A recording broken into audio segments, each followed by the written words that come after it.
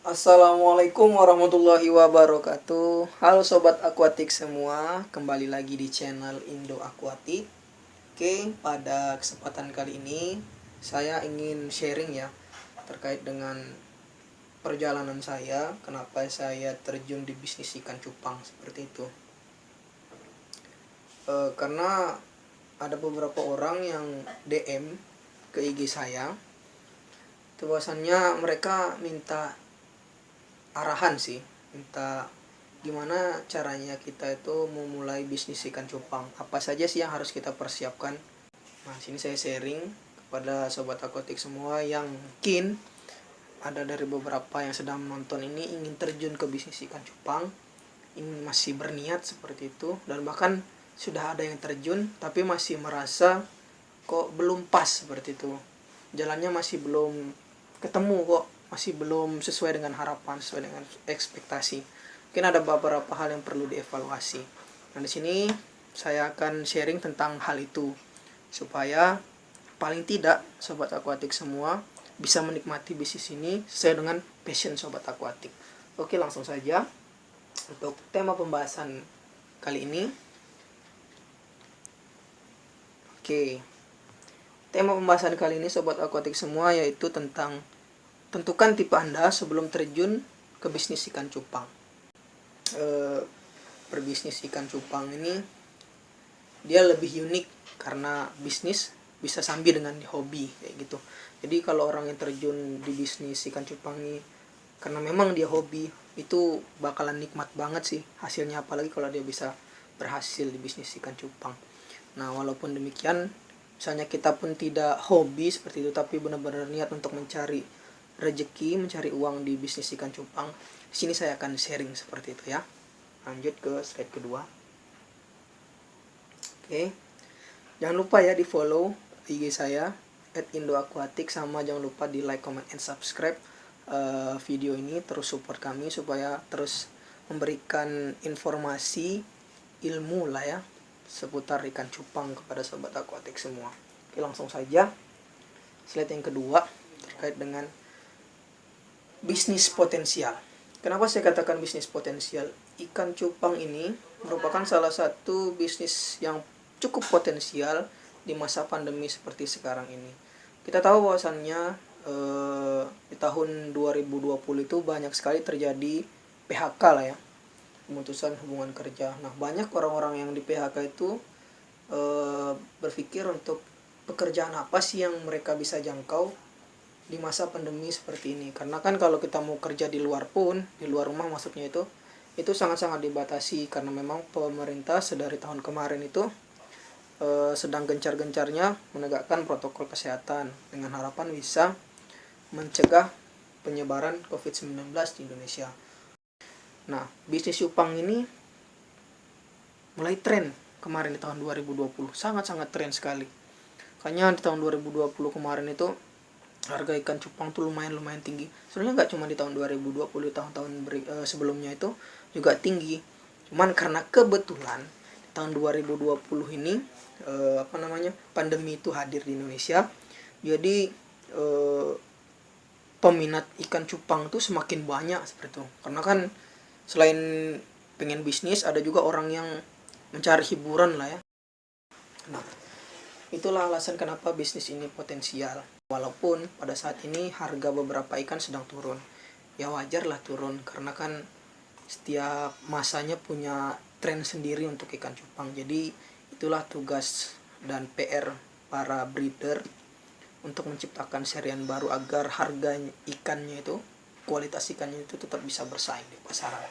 Jadi itu hal yang lumrah lah. Jadi jangan dibawa pusing seperti itu. Oke. Dari bisnis potensial yang saya bilang tadi ini, kita juga harus menganalisis karakter diri kita sendiri sebelum kita terjun ke bisnis ini. Nah, kita lihat bahwasannya bisnis ini kan cukup menjanjikan lah, bisa dibilang seperti itu. Kita bisa terjun di sini, cuman sebelum kita terjun kita harus kenali diri kita dulu. Nah, diri kita ini lebih kemana sih sebenarnya? Apa lebih kepada penjual atau lebih kepada peternaknya, seperti itu.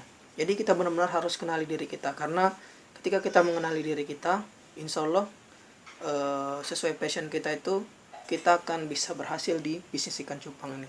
Karena jarang orang itu yang bisa semuanya, bisa beternak, terus bisa juga sebagai penjual. Kadang kalaupun dia peternak, dia butuh tim untuk menjual. Begitupun sebaliknya. Pokoknya itu harus dipisahkan lah, harus dibedakan antara peternak dan juga penjual. Kalau bahasanya orang ya reseller atau seller dan juga breeder seperti itu. Nah, di sini kita akan bahas lebih lanjut lah ya di slide berikutnya. Oke, tipe pembisnis. Nah, di sini tipe pembisnis ikan cupang itu menurut saya pribadi itu ada 3 sebenarnya. Yaitu ada reseller, ada seller, dan juga breeder. Nah, jadi ini sih yang perlu diperhatikan tipe pembisnisnya. Jadi sobat akuatik semua, balik lagi di sobat akuatik semua. Kalau mau terjun ke bisnis ikan cupang, lihatlah 3 tipe ini. Sesuaikan dengan kemampuan sobat akuatik semua. Kalau sobat akuatik belum punya modal yang cukup, bisa jadi reseller. Dengan catatan sobat akuatik semua punya kenalan yang memang dia petani cupang, petani ikan cupang maksudnya, atau bisa disebut dengan breeder. Yang kalau minim budget lah gitu, jadi bisa lah jadi reseller. Kalau punya budget lebih, bagus juga jadi seller. Kita beli putus di di breeder. Beli putus itu artinya beli partean seperti itu, bisa 10, 20 dan kelipatan itu. Soalnya kalau beli lebih banyak maka akan lebih murah. Jadi benar-benar untungnya itu tidak sobat akuatik bagi untuk diri sendiri, beda dengan reseller yang untungnya itu dibagi berdasarkan persentase kesepakatan yang sudah mereka sepakati di awal kayak gitu. Nah, kalau breeder ini benar-benar orang yang memang punya waktu di situ, punya tempat, dan juga punya pengetahuan yang paling penting untuk ngebreed, sama yang paling penting itu dia punya modal lah serta kemauan.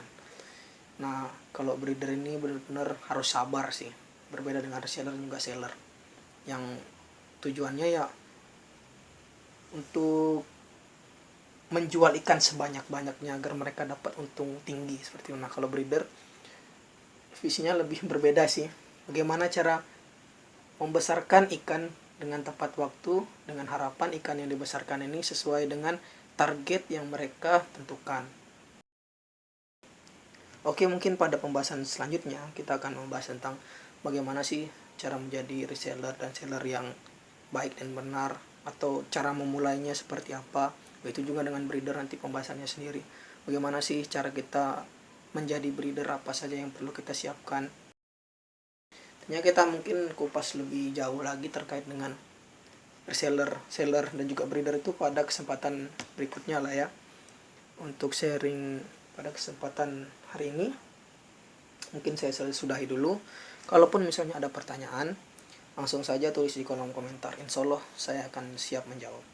Kalaupun nanti mau konsultasi lebih jauh terkait dengan ini ya, jadi reseller, seller, ataupun breeder, langsung aja DM saya di IG atau kontak WA saya di IG di @indoaquatic.